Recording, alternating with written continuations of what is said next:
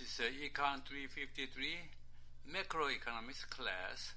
Today is February 3rd, Thursday. The class will cover the first half of chapter 5 of your textbook. The topics of today's lecture include production possibility frontier in macro application, 2. Circular flow model, 3. Hot topics of feminist GDP, 4. Underground economy. So let's watch the individual video clips.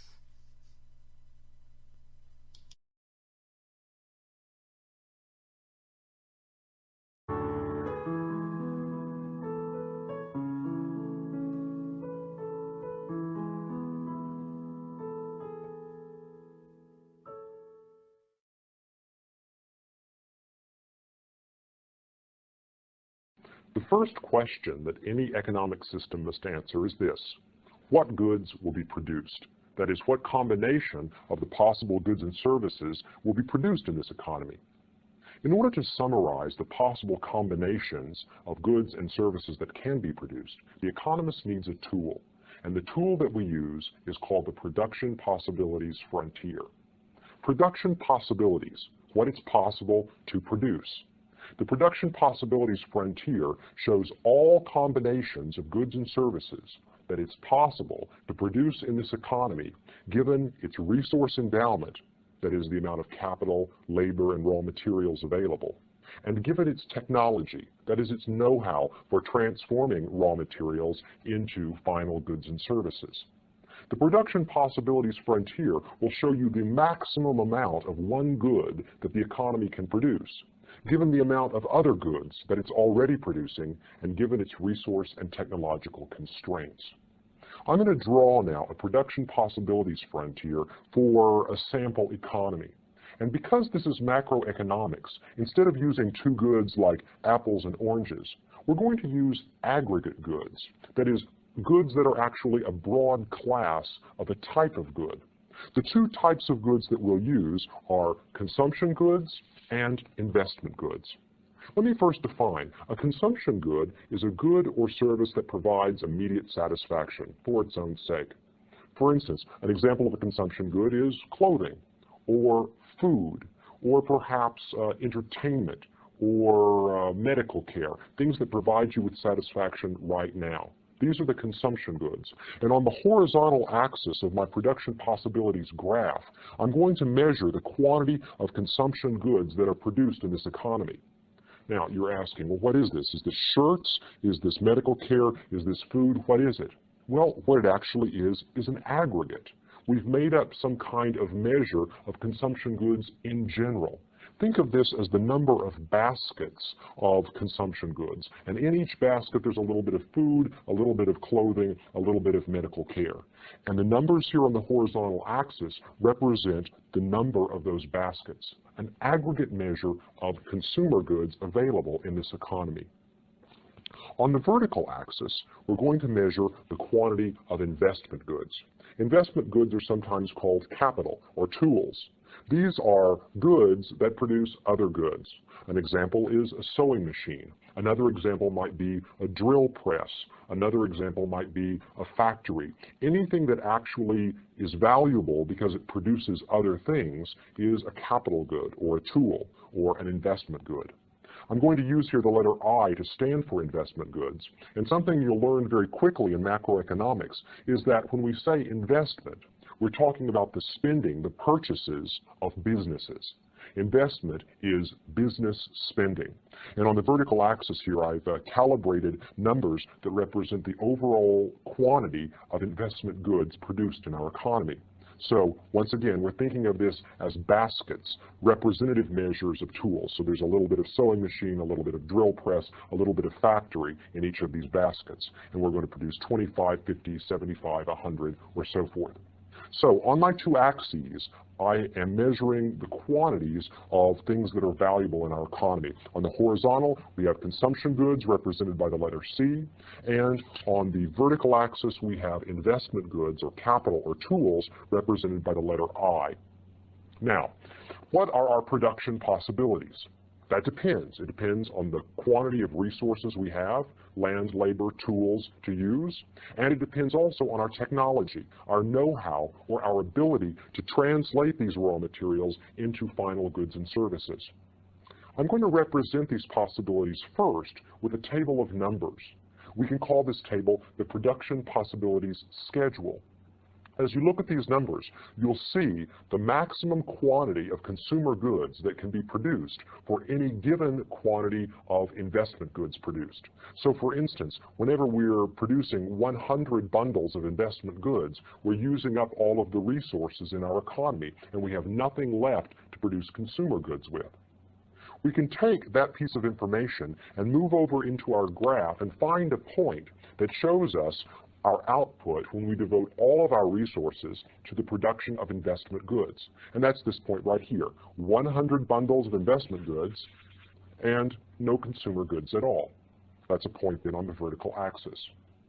The next combination listed in the table has 75 investment goods and 100 consumer goods. Let's think about what this means. If we are willing to give up 25 bundles of investment goods, we will free up land, labor, and capital. We will free up resources that will allow us to produce 100 units of consumer goods. That is, these resources that were being used to produce tools have an opportunity cost. You can either have 25 extra tools or you can have 100 new consumer goods. The opportunity cost of this 100 units of consumer goods is the 25 tools that we must give up in order to produce them. We stop producing the tools, that frees resources that are then diverted into the production of consumer goods. And we can show that as this new point on the production possibilities frontier. The combination here is 75 tools and 100 bundles of consumer goods. Let's continue this line of thinking as we look at the next combination on the schedule, 50 units of investment good and 150 units of consumer goods. Now, the opportunity cost of getting an additional 50 units of consumer goods is 25 tools. Give up 25 tools, and now you can get an additional 50 units of consumer goods for a combination of 150 consumer goods and 50 investment goods. Well, notice what's happened here. The first 25 tools we were willing to do without bought us 100 consumer goods. The next time we give up 25 tools, we only get an additional output of 50 consumer goods. What's going on? Well, this is a matter of increasing opportunity cost. That is, the first time we cut back our production of sewing machines and other tools, we did so by freeing the resources that are best suited for the production of clothing. That is, we took the resources that could most easily be transformed into consumer goods, and we let them go first as we reduced our output of tools. Now, if we want to reduce the output of tools further, we're taking resources that aren't quite as well suited for the production of consumer goods as the first set. So maybe the first time we let go of cloth, we let go of labor that was talented in the production of clothing, and we sent them over to produce consumer goods instead. Now we've got workers that know a lot more about tools and not quite as much about producing clothing. And whenever we move them from the tool sector into the consumption sector, they don't add as much additional output as the workers that we first transferred. So you can see we have an increasing opportunity cost because some resources are better suited to the production of tools and other resources are better suited to the production of consumer goods. Let's continue this logic by looking at the next point in the schedule, 25 units of tools and 170 units of consumer goods. Now, whenever we let go of another 25 units of tools, that is, whenever we cut back the production, our output of consumer goods only increases by 20 units. This is because the resources that are being freed are less well suited to the production of consumer goods than the resources that were freed in the earlier stages.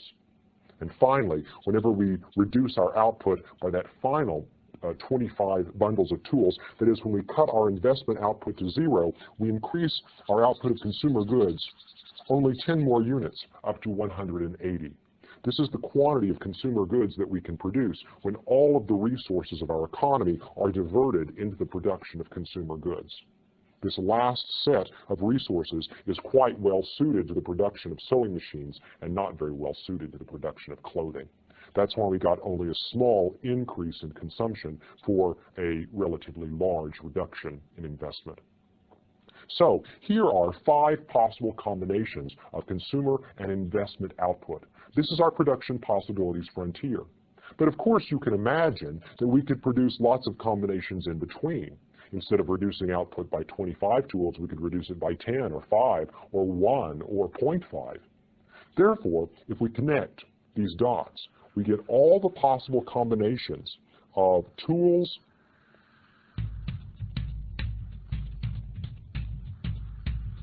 and consumer goods.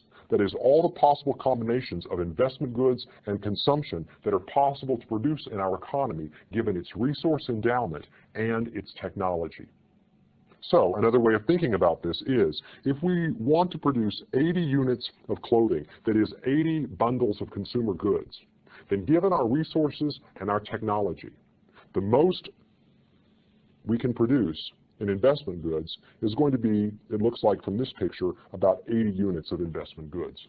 That is, go up to the production possibilities frontier and see the maximum quantity of investment that you can produce for a given quantity of consumption. Now, this production possibilities frontier tells us several things about economics. That is, we can see many of the basic concepts of economics in this picture. The first thing we can see is the reality of scarcity. That is, there are some combinations of investment and consumption that we'd like to have in our economy that simply aren't possible. For instance, 120 units of consumption good and 100 units of investment, that's a point up here that lies outside the production possibilities frontier. This would be a very nice point to achieve, but it's simply not achievable given the resources and the technology that our economy has to work with. So points outside the production possibility frontier indicate the reality of scarcity. Points inside the production possibility frontier, like this one, 40 units of consumption and 50 units of investment, represent the possibility of unemployment or underemployment. If we're not using all of our resources, or we're using them in uses for which they are not especially well suited, then we're not going to be producing the maximum amount of investment goods that can be produced for a given amount of consumption. So points within the production possibility frontier represent unemployment or underemployment. The downward slope of the production possibility frontier reminds us of opportunity cost. If you want more consumer goods, that is, if you want to move outward on the horizontal axis, you have to move downward on the vertical axis. To get more consumer goods, you have to give up investment goods.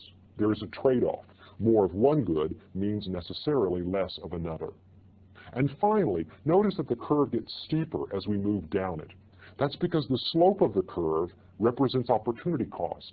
Remember from slope, rise over run. In this case, the rise is the reduction in investment goods that's necessary to give you the run or the increase in consumer goods. 25 investment goods given up may buy you 100 consumer goods at one point on the curve, but only 10 consumer goods at another point on the curve. As the curve gets steeper, the opportunity cost of additional consumption is getting larger. That's because not all resources are equally well suited to the production of tools and consumer goods. Some resources are better at tools, and we keep them in the production of tools until the very end. Others are better suited for the production of consumer goods, and we move them into the consumer good production as quickly as possible as we start increasing output in that sector. So the bowed shape, the outward bowed shape of the production possibility frontier indicates increasing opportunity cost. Now, what happens if we change the things we held constant at the beginning of this story? When I drew this production possibility frontier, I held constant the resources of this economy and its technology. What happens if we change one or both of those factors? Well, when you draw this curve, remember, you're holding those things constant. You're saying what happens to our production of investment goods if we increase our production of consumer goods, ceteris paribus, that is, holding constant resources and technology. But if you're going to change resources and technology, that is, if you're going to change the original assumptions that were made when you drew the curve, you've got to draw the whole curve over again. When you change those basic assumptions, you've got to go back and redraw the relationship. So let's start with an example. Suppose we have an improvement in technology that allows us to produce a lot more tools for a given quantity of consumer goods. That is, suppose there's a technological change that allows us to make tools more simply. Maybe some advance in computer know-how or the discovery of a new mineral that's useful in making tools. And let's suppose that this technological advance applies to the production of tools, but not to the production of clothing. That is, if we use all of our resources in clothing, we can still produce the same quantity of clothing as before. But if we produce tools now, we're going to get more tools than before. That is, the production possibility frontier is going to lie outside the original. Our possibilities have increased, and these increased possibilities favor the production of tools. That is, with these new possibilities, you can make tools more easily than before. Notice the way the curve shifted. The shift is biased in the direction of tools. That's because this technological progress favored the production of tools.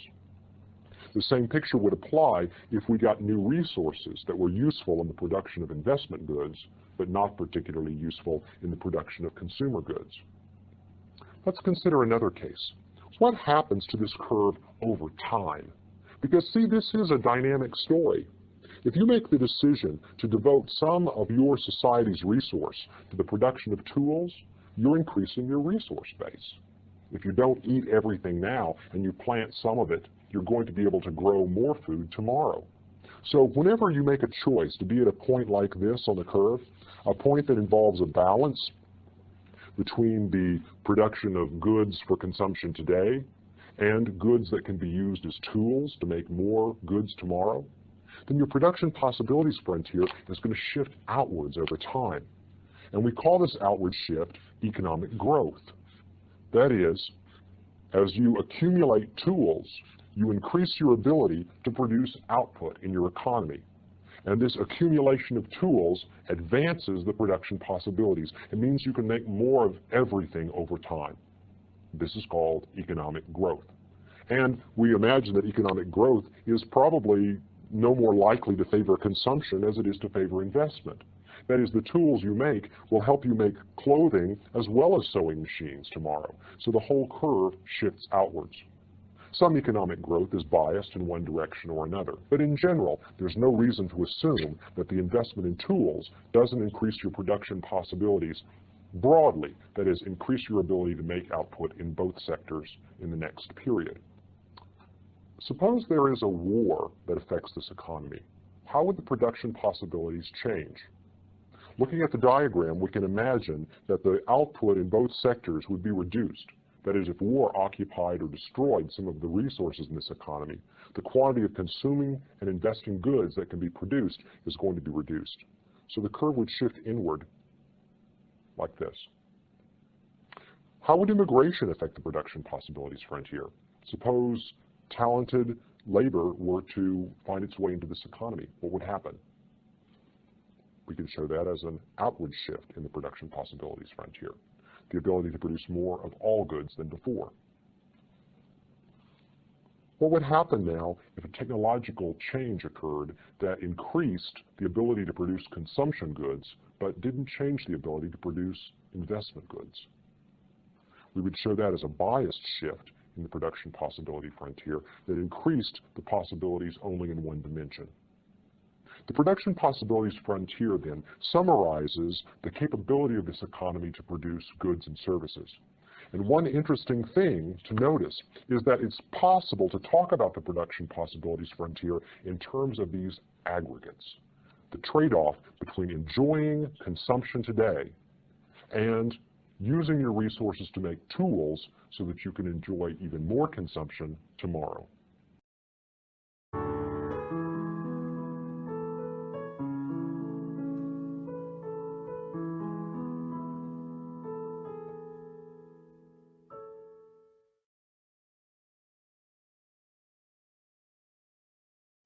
So I was just at the grocery store, and I got this dollar bill in change, and it says Lucy on it. And you have to wonder, where is Lucy now? And why did she write her name on this dollar bill? And you can't help but wonder where all this has been and how many people have touched it besides Lucy, who chose not to write their name on it. If you think about money, you start to be drawn into the way it circulates in our economy, that it's been in so many other people's hands, and the next time I spend it, it's going to go into someone else's hands who's going to wonder about Lucy. Every time you spend money, you are creating income for someone else. At the grocer just now, when I paid for my groceries, my spending became his income. Of course, some of it was his. Some of it went to pay for the food that he had stocked his shelf with. Some of it went to pay his workers, but some of it was his income. My spending became his income. And when you add up the aggregates in the economy, it must be true that in a given period of time, the total amount of spending is equal to the total amount of income. This is one of the most basic, fundamental concepts in macroeconomics. And to understand this concept better, we're going to build a circular flow diagram to show the way that money circulates through the economy, and the complementary circle, the circle of resources through the economy.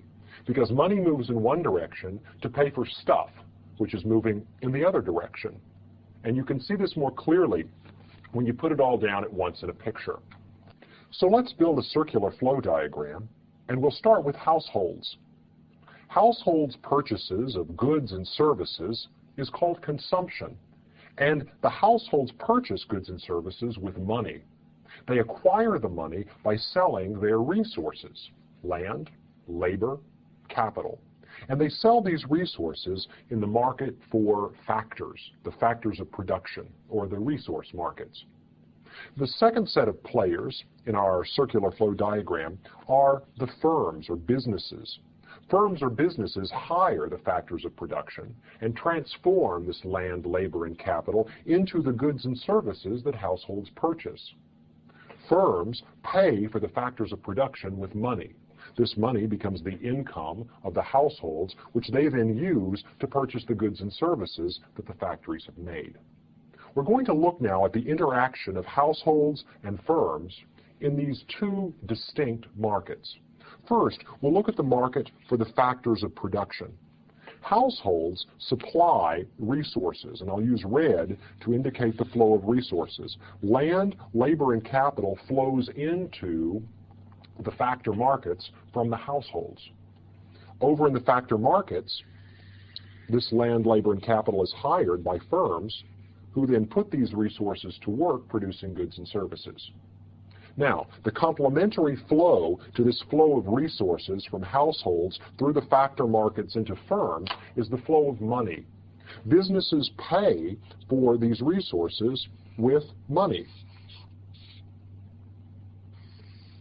And this payment takes the form of wages, interest payments, rental payments for property, and profits that are returned to households who own stock in the companies. So in the factor markets, we see resources flowing in one direction and money payments for the use of those resources flowing in the other direction. The other market in which firms and households interact is the market for goods and services. In this market, goods and services are provided by the firms and purchased and enjoyed by the households. So the resource flow in this direction is clockwise. The money flow is in the other direction. Households pay money for goods and services, and that money winds up as the revenue of businesses. And out of this revenue, businesses pay wages, interest, etc., over in the factor markets. You see now that we've got a complete circle. Money begins as the factories pay wages and interest payments to the households, their income, and this income then is used when the households buy goods and services in this market. Then it becomes the revenue of factories. So money flows around this circle counterclockwise. Resources flow the other direction. Households supply land, labor, and capital to businesses that transform them using their technology into goods and services that wind up back in the households. That's the circular flow. Resources in one direction, money in the other direction. And looking at this picture, it should be clear that spending and income are equal. They have to be, because this is a closed system.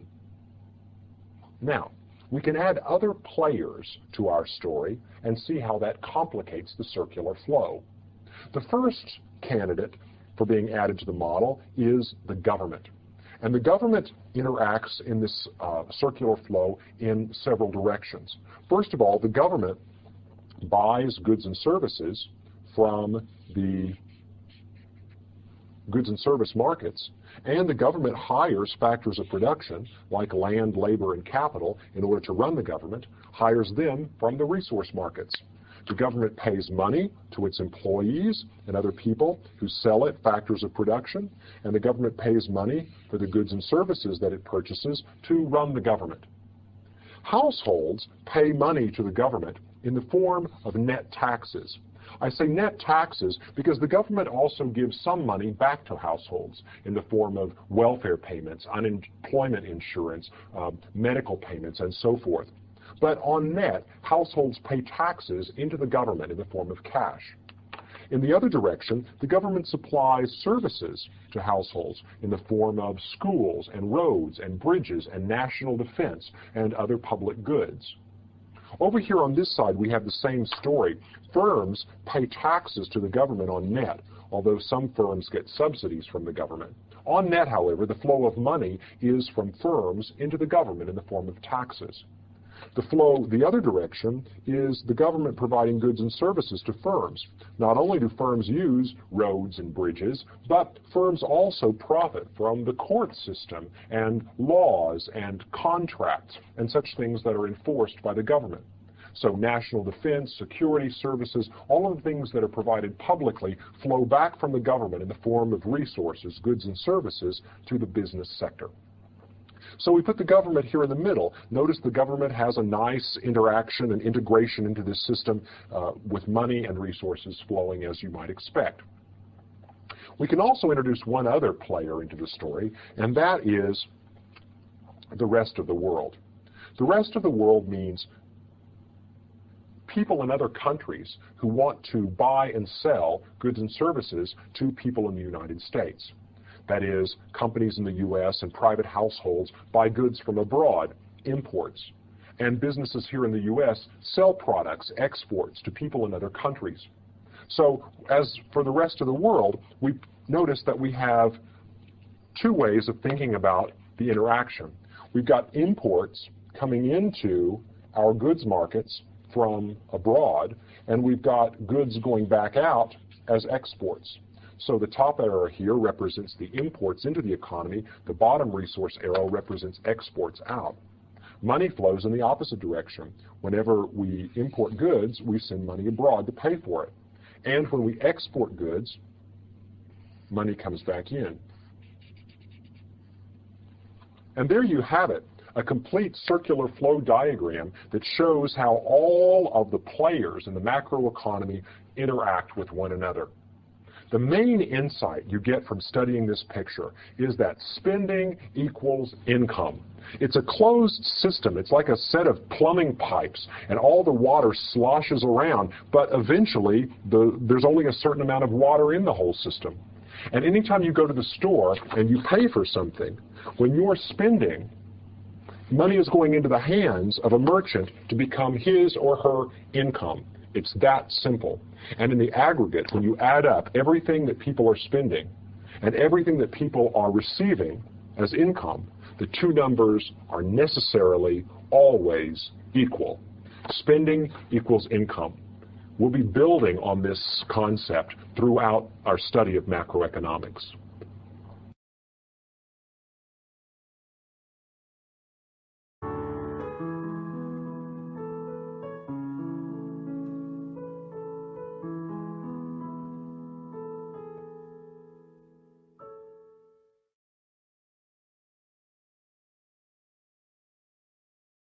Here's a riddle. When is dishwashing not a productive activity? The answer is when your criterion for productivity is what shows up in the gross domestic product, and when you wash your dishes yourself. I just spent the last half hour washing my dishes, and it's as if the government statisticians don't even care. I do a lot of work at home, sweeping the floor, caring for children, caring for aged parents, and the government doesn't take any notice because it's not activity that's being transacted in markets. Therefore, it's not included in the gross domestic product. Now, 70% of all housework is done by women. Therefore, feminist economics, a growing branch of economics, seeks to bring about more accurate measures of the value created in the economy by including the value that's created in housework, the value created at home. Suppose I had someone come in and wash my dishes for me, and I had to pay them at market rates. Or I had someone come in and clean my house. What would this do to the gross domestic product if we imputed some kind of value to housework?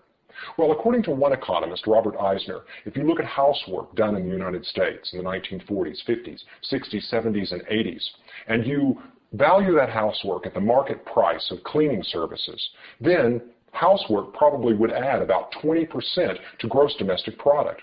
That means about 1/5 of all of the value that's created in our economy isn't showing up in government statistics at all because it's not being transacted in markets.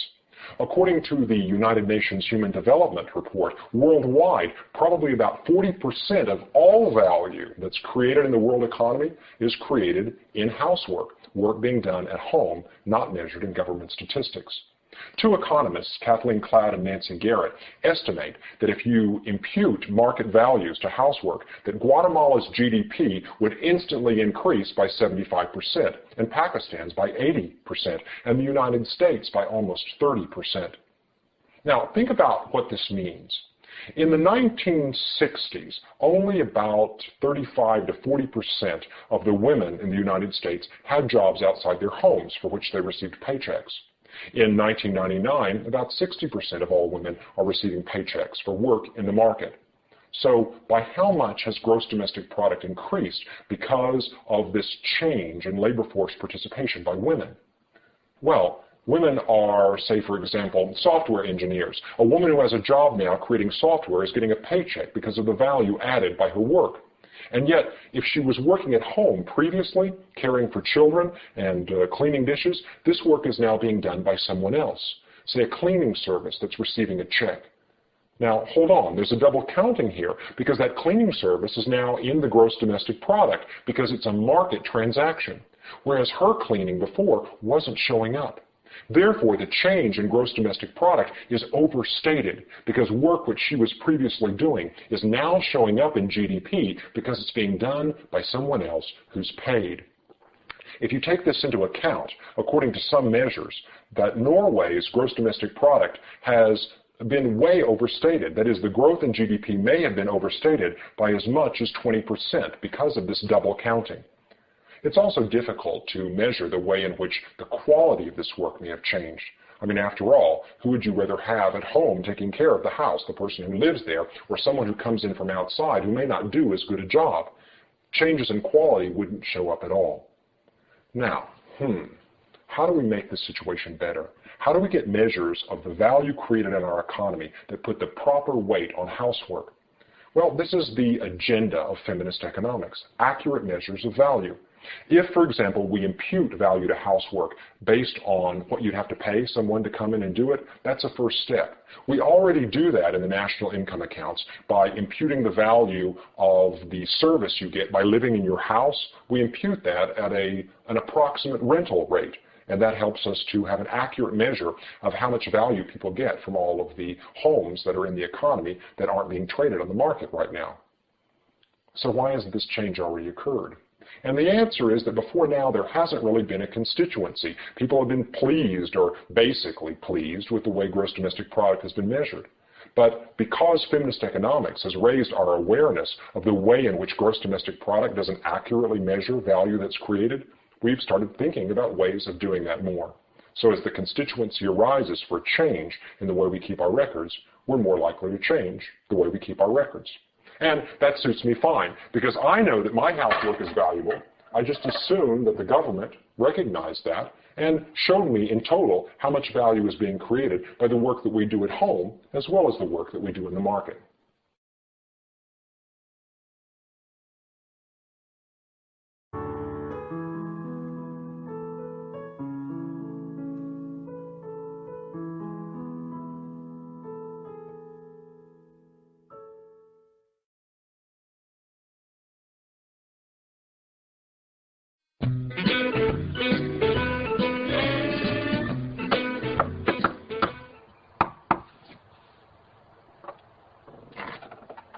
Hi, I'm just in the neighborhood, and I have a lawn mowing service, and I was just wondering if you would like your lawn mowed. Oh, well, I usually mow my own lawn, thanks. Well, it looks, you know, kind of tall out there, so I just thought... Well, I've been kind of busy this week. I haven't really gotten to it yet, but... You know, it's only $35, and I'm going to school right now, and I could really use it for my chemistry books, and... $35? You know, I think maybe I'd pay $15 to do it. These are really expensive books. Oh. $25? Is that your lawnmower? Yeah. You really use that thing? Yeah. Oh, it works. I mean, it's guaranteed to cut lawns. $20. $20? Cool. $20. Great. I gotta see this. Given how much I hate to mow my lawn, I think I just got a good deal. But I feel a little bit guilty. I mean, is she going to report that income to the Internal Revenue Service and pay taxes on it? Most likely, she's a participant in what economists call the underground economy. The term underground economy refers to any economic activity that takes place outside of government supervision. And usually this activity is undertaken by its participants to avoid the law or to avoid paying taxes. One example of an underground economy are the activities that surround illegal trade, traffic in narcotics, or people who drive illegal immigrants across international boundaries. Another set of underground transactions are those undertaken expressly to avoid paying taxes. So when people get paid in cash, like she is, chances are she's not going to report that income to the government. And if she doesn't, she's part of the underground economy. Another example of underground economic transaction is barter. If my neighbor comes over and rakes my leaves and I go over and paint his living room, our trade involves value for both of us. But if we don't report this value to the Internal Revenue Service and pay tax on this in-kind income, then we're avoiding taxes and are part of the underground economy. Now, is this something that we should be worried about? The underground economy may account for a relatively large chunk of the economic output of the United States. Some economists estimate that somewhere between 3% and 20% of gross domestic product comes from this kind of underground transactions. In the United States, this is even a relatively small amount of our economy. A country like Italy, we might be talking about upwards of 1/3 of GDP coming from underground activities. So, is it a problem? Well, first of all, anytime a transaction like this occurs, taxes are being avoided.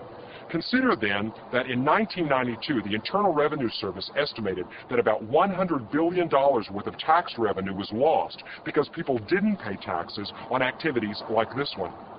By 1998, the amount lost in taxes was estimated to be as high as $200 billion, and that amount will probably increase as the underground economy grows.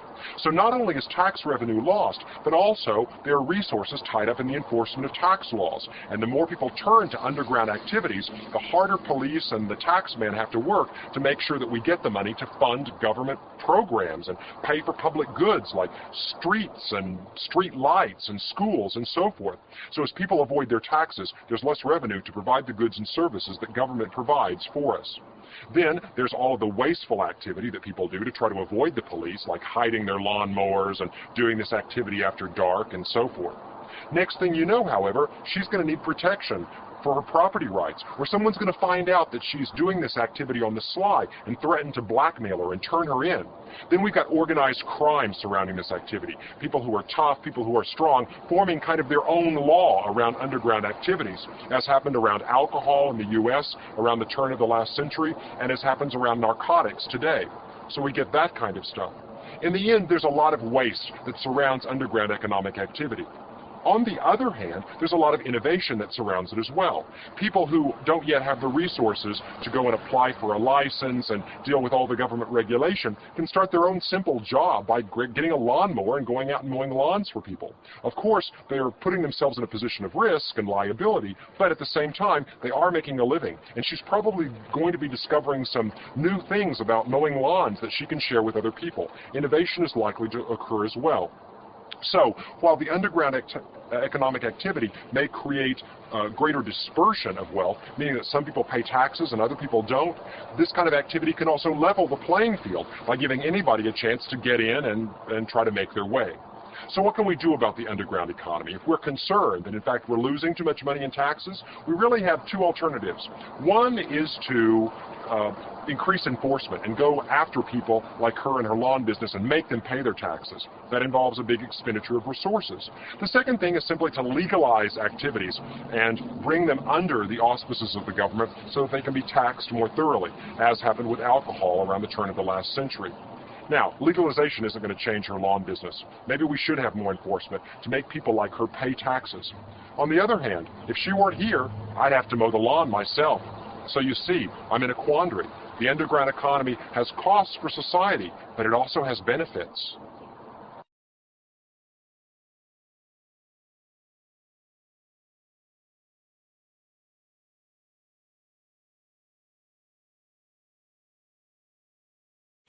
Now, it's useful to know some terminology when we look at fluctuations in GDP. So let's look at the level of real GDP in 2005 dollars during the 2007 and 2009 recession.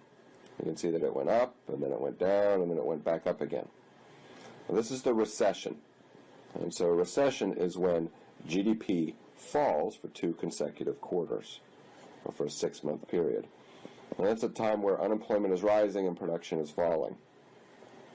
Right before a recession is called the peak. That's when GDP reaches its peak. You go through a recession, and then you reach what's called the trough, or the bottom of a recession, or when GDP is at its lowest. And then we go through the recovery phase, or an expansion. And so we have a peak, and we have a recession, we have a trough, and we have a recovery, or expansion phase. When we compare different recessions, we might look at how deep a recession is. In other words, what's the difference between the trough and the peak, or how long it was, or the duration, or the difference in time between the peak and the trough. Let's look at the recessions since the World War II. We have 11 different recessions, one of 1949, 1948, 53, 57, so on and so forth, up until 2007. And we can see the recession from 2007 to 2009 was very deep. The percent decline in real GDP was just as large as any other recession, and larger than all other recessions except for the one in 1973. In other words, we lost 4.1% of real GDP, and it lasted longer. The duration was 18 months. It lasted longer than any other recession. So by both measures, the recession in 2009 was the most significant recession since World War II. Now, a very, very severe recession is called a depression. And it's the common name for a very severe recession. And we've had depressions in the United States. The most famous one is the Great Depression in the 1930s.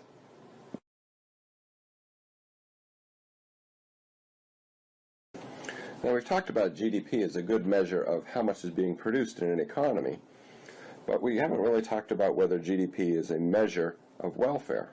Now, again, it measures how much is being produced, and generally when we see increases in GDP, we're talking about increases in standards of living, and people are thought to be better off. But there are many shortcomings of GDP as a measure of welfare. First of all, you can't count and measure housework and childcare. While these are very important services that are being produced, if they're produced in the home and not traded in a market, we're unable to account for it in GDP, so it's not part of measured GDP. Also, leisure. Leisure is not counted and produced as a good or service, but we might argue that a country that has more leisure is better off. So if GDP is rising but leisure is going down, when we're measuring welfare, or well-being of citizens of a country, we might say they might be worse off. So it's not clear whether an increase in GDP is going to increase well-being. Also, the underground economy. Lots of goods and services are produced in the underground economy, but since they're illegal, either because they're illegal practices or they're happening to avoid paying taxes, they're not measured, and hence not part of measured GDP. Additionally, we want to look at pollution when we're talking about social welfare or well-being. If we increase GDP and increase production, but significantly increase pollution at the same time, we might argue that we're worse off. How much are we talking about here? Well, the world underground economy in 2002-2003, estimates of how large this portion that's not being measured ranges from, in Europe, the United States, and Japan, 17% of reported GDP is the estimated size of the underground economy, all the way up to 41% in Africa and Central and South America. So while we think GDP is a very good measure of production, it's not a perfect measure of production because it doesn't account for the household production and childcare and the underground economy. It also isn't a perfect measure of social well-being or welfare because it doesn't account for leisure and pollution.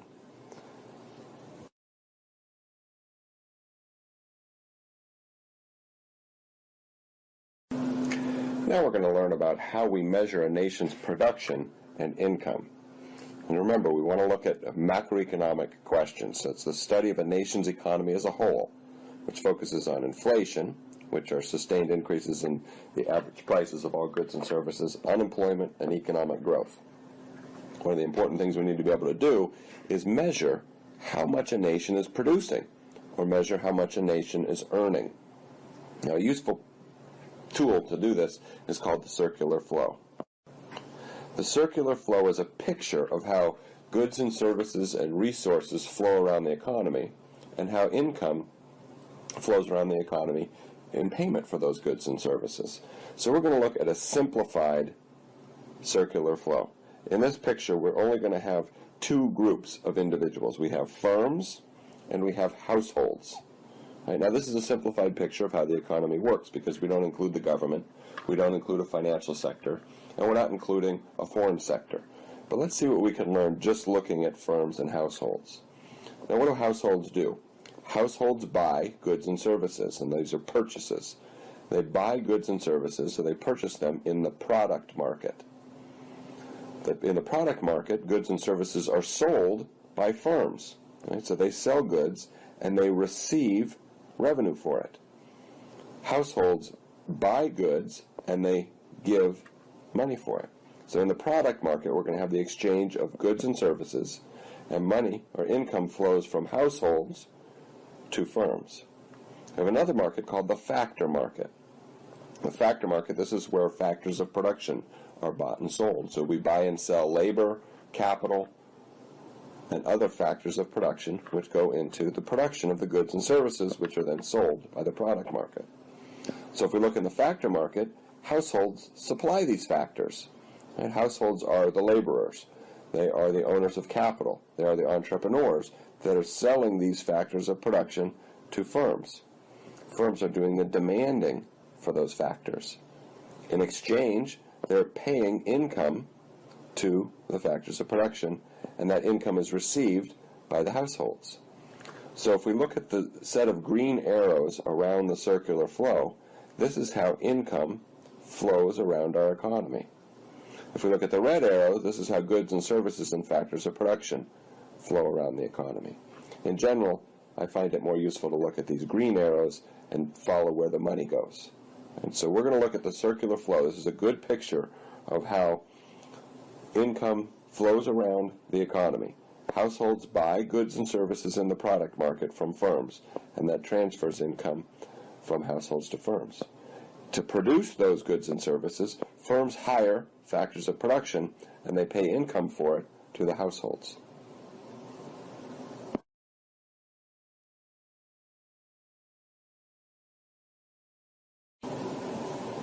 All right, now let's look at one way we can measure a nation's macroeconomic activity.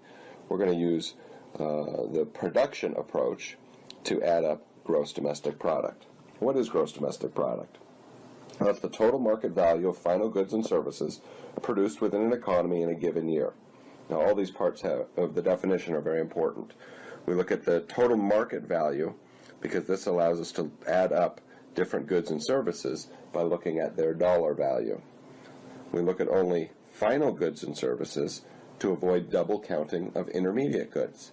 If we counted a tire when it was purchased to put on a new car, then also counted it when it was purchased as part of the car, we would count that tire twice. So instead, we only count final goods and services. In that example, we would only count the tire when it was part of the purchase of the car. And so we look at all the market value of all final goods and services within an economy in a given year. That tells us how much is being produced in the economy that year. It gives us some idea of how much labor is being hired, how much capital is being used, how efficiently the economy is working when we look at gross domestic product over time. Now, we wanted to be able to differentiate between two different measures of GDP, where GDP, real GDP, is a measure of GDP that controls for changes in prices. This is GDP that does not go up when prices go up. It only goes up when production goes up. Nominal GDP is the value of GDP in current dollars. Nominal GDP can rise for two reasons. One, prices could rise, so the price of everything we were producing goes up, nominal GDP would rise. If we had output, actually production of goods and services going up, nominal GDP would rise as well. So since we look at GDP as trying to figure out how much we're producing, a better measure of that is real GDP, because that only rises if output rises. And when we look at economic growth, this is increases in real GDP in an economy over long periods of time. This is a graph of U.S. real GDP from 1930 to 2011. And we can see that it generally has gone up over the last 80 years. And in fact, we could draw a line through it and try to get as close as possible, a smooth line going up. It's not a perfect line, but you can see that generally real GDP has risen. And now when we look at long-run macroeconomic questions, which we're going to do later in the book, it's going to be questions about what makes this line go up over long periods of time. When we look at short-run macroeconomic questions, it's going to be questions about the business cycle, recessions and expansions. And so we would look at the Great Depression, and we look at the boom in the 1990s or the recession in 2007, and try and explain why actual output rises and falls above what we might call potential output, which we'll learn what that means later on. So we have two types of questions in macroeconomics. Longer macroeconomic questions would talk about how come GDP rises and how fast it rises over long periods, and short-run macroeconomic questions, which talk about the business cycle.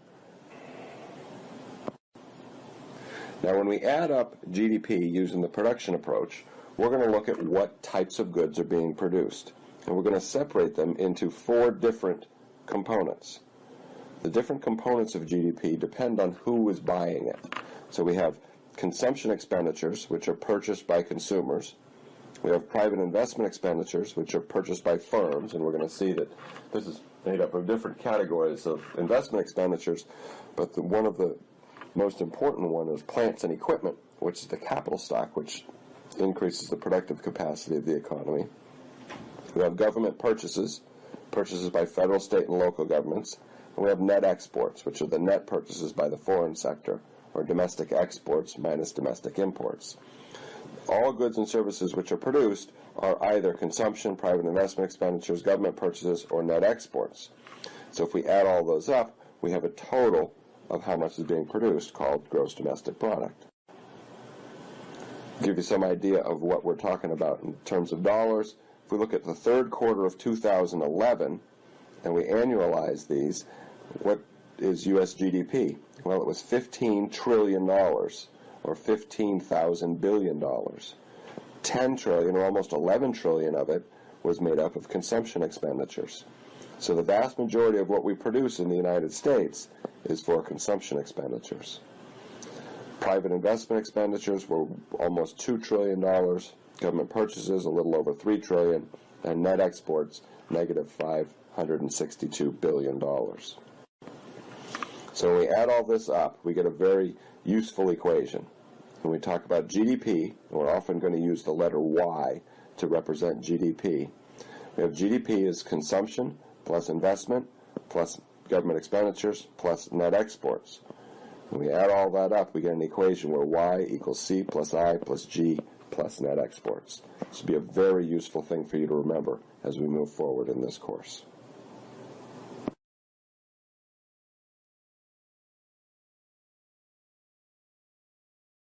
Another way to look at a nation's macroeconomic activity is by looking at national income, where national income is the total income earned by a nation's residents domestically and abroad in the production of goods and services. How does this relate to the production method? Well, let's look. Let's look at the circular flow to see. Here's an expanded circular flow where we've got households and firms like we did in the simplified picture, but we've added in a government and we've added in the rest of the world. So if we look at the green arrows, this is how money or income flows around the economy. We know that households buy consumption from the product market, the government buys goods and services, and we have net exports up here. We also have firms purchasing factors of production in the form of investment, and so we get all of our production being produced by firms. That's the production approach. Now, the income approach goes the other side, and it measures how much firms are paying the factors of production in order to produce those goods and services. So if we look at the factor market, we know that households are providing labor, they're providing entrepreneurship, they're providing ownership of capital. All the payments for those factors of production are added up to make up national income, and that's another way of measuring macroeconomic activity.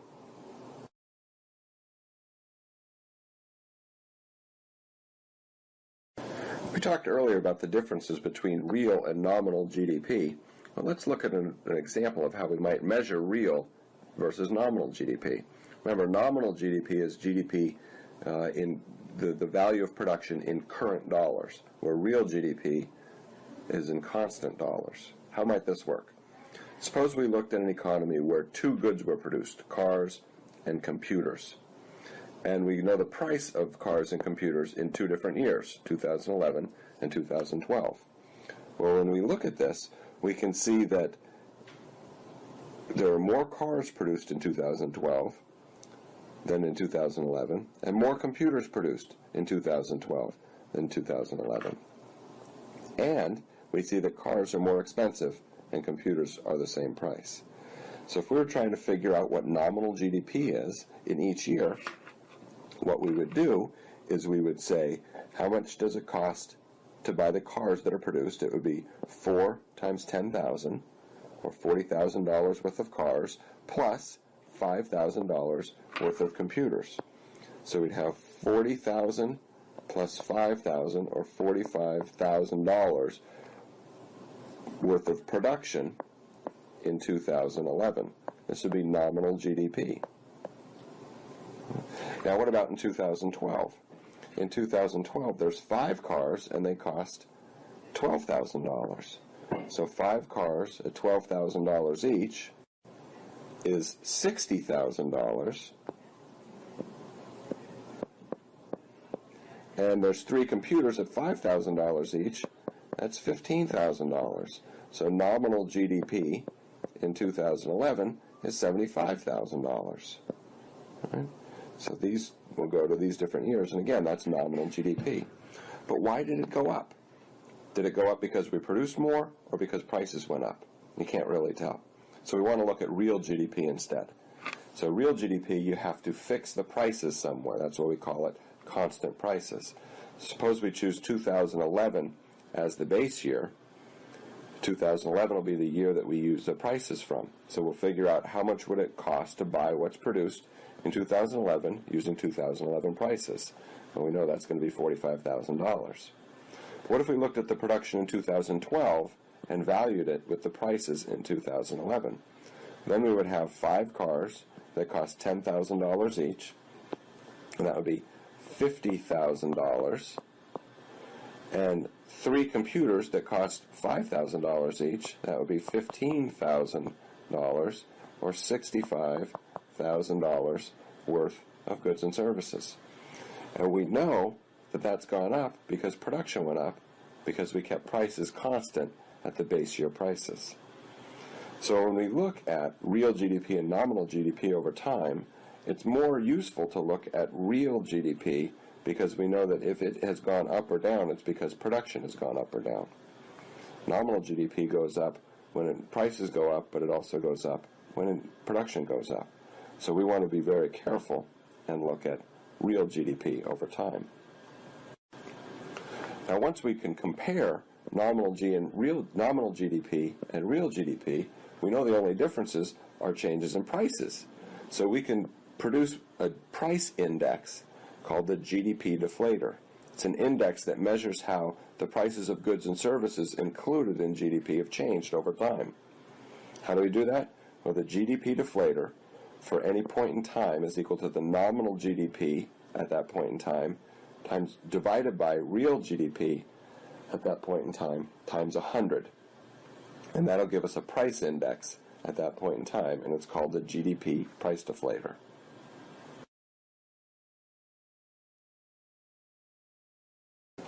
Now, we've talked about GDP as a good measure of how much is being produced in an economy, but we haven't really talked about whether GDP is a measure of welfare. Now, again, it measures how much is being produced, and generally when we see increases in GDP, we're talking about increases in standards of living, and people are thought to be better off. But there are many shortcomings of GDP as a measure of welfare. First of all, you can't count and measure housework and childcare. While these are very important services that are being produced, if they're produced in the home and not traded in a market, we're unable to account for it in GDP, so it's not part of measured GDP. Also, leisure. Leisure is not counted and produced as a good or service, but we might argue that a country that has more leisure is better off. So if GDP is rising but leisure is going down, when we're measuring welfare or well-being of citizens of a country, we might say they might be worse off. So it's not clear whether an increase in GDP is going to increase well-being. Also, the underground economy. Lots of goods and services are produced in the underground economy, but since they're illegal, either because they're illegal practices or they're happening to avoid paying taxes, they're not measured, and hence not part of measured GDP. Additionally, we want to look at pollution when we're talking about social welfare or well-being. If we increase GDP and increase production, but significantly increase pollution at the same time, we might argue that we're worse off. How much are we talking about here? Well, the world underground economy in 2002-2003, estimates of how large this portion that's not being measured ranges from, in Europe, the United States, and Japan, 17% of reported GDP is the estimated size of the underground economy, all the way up to 41% in Africa and Central and South America.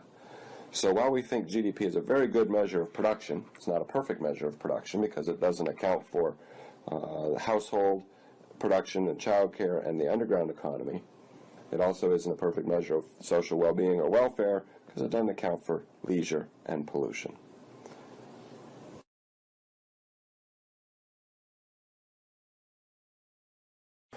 Now, it's useful to know some terminology when we look at fluctuations in GDP. So let's look at the level of real GDP in 2005 dollars during the 2007 and 2009 recession. You can see that it went up, and then it went down, and then it went back up again. Well, this is the recession. And so a recession is when GDP falls for 2 consecutive quarters, or for a 6-month period. And that's a time where unemployment is rising and production is falling. Right before a recession is called the peak. That's when GDP reaches its peak. And you go through a recession, and then you reach what's called the trough, or the bottom of a recession, or when GDP is at its lowest. And then we go through the recovery phase, or an expansion.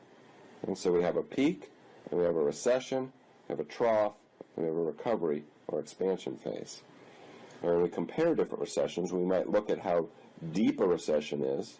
In other words, what's the difference between the trough and the peak, or how long it was, or the duration, or the difference in time between the peak and the trough.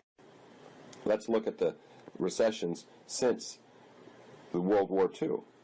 We have 11 different recessions, one of 1949, 1948, 53, 57, so on and so forth, up until 2007. And we can see the recession from 2007 to 2009 was very deep. The percent decline in real GDP was just as large as any other recession and larger than all other recessions except for the one in 1973. In other words, we lost 4.1% of real GDP, and it lasted longer. The duration was 18 months. It lasted longer than any other recession. So by both measures, the recession in 2009 was the most significant recession since World War II.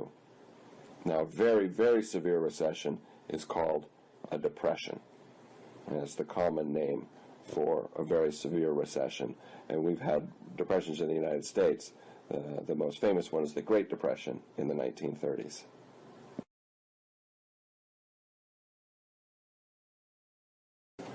Now, we've talked about GDP as a good measure of how much is being produced in an economy, but we haven't really talked about whether GDP is a measure of welfare. Now, again, it measures how much is being produced, and generally when we see increases in GDP, we're talking about increases in standards of living, and people are thought to be better off. But there are many shortcomings of GDP as a measure of welfare. First of all, you can't count and measure housework and childcare. While these are very important services that are being produced, if they're produced in the home and not traded in a market, we're unable to account for it in GDP, so it's not part of measured GDP. Also, leisure. Leisure is not counted and produced as a good or service, but we might argue that a country that has more leisure is better off. So if GDP is rising but leisure is going down, when we're measuring welfare or well-being of citizens of a country, we might say they might be worse off. So it's not clear whether an increase in GDP is going to increase well-being. Also, the underground economy. Lots of goods and services are produced in the underground economy, but since they're illegal, either because they're illegal practices or they're happening to avoid paying taxes, they're not measured, and hence not part of measured GDP.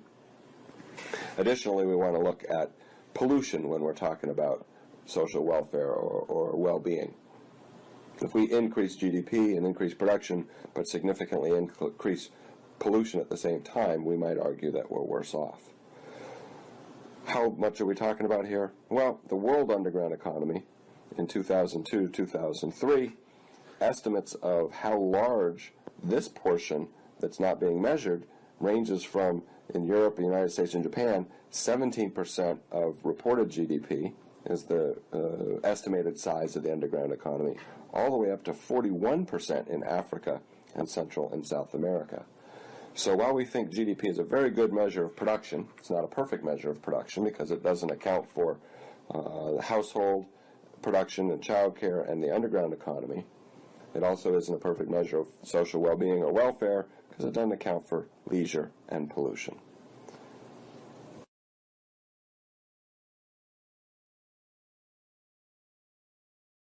Now we're going to learn about how we measure a nation's production and income. And remember, we want to look at macroeconomic questions. So it's the study of a nation's economy as a whole, which focuses on inflation, which are sustained increases in the average prices of all goods and services, unemployment, and economic growth. One of the important things we need to be able to do is measure how much a nation is producing, or measure how much a nation is earning. Now, a useful tool to do this is called the circular flow. The circular flow is a picture of how goods and services and resources flow around the economy, and how income flows around the economy in payment for those goods and services. So we're going to look at a simplified circular flow. In this picture, we're only going to have two groups of individuals. We have firms and we have households. Right, now this is a simplified picture of how the economy works because we don't include the government, we don't include a financial sector, and we're not including a foreign sector. But let's see what we can learn just looking at firms and households. Now, what do households do? Households buy goods and services, and these are purchases. They buy goods and services, so they purchase them in the product market. In the product market, goods and services are sold by firms. Right? So they sell goods and they receive revenue for it. Households buy goods and they give money for it. So in the product market, we're going to have the exchange of goods and services, and money or income flows from households to firms. We have another market called the factor market. The factor market, this is where factors of production are bought and sold. So we buy and sell labor, capital, and other factors of production which go into the production of the goods and services which are then sold by the product market. So if we look in the factor market, households supply these factors. And households are the laborers.